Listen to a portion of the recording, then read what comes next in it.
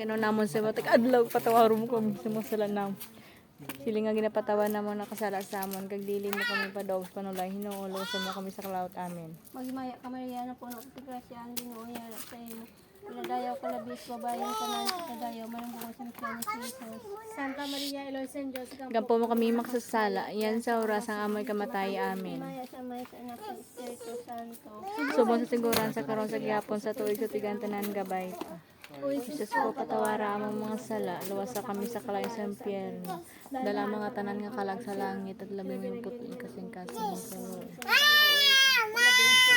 Kasing Maria. Isu ang maksasala.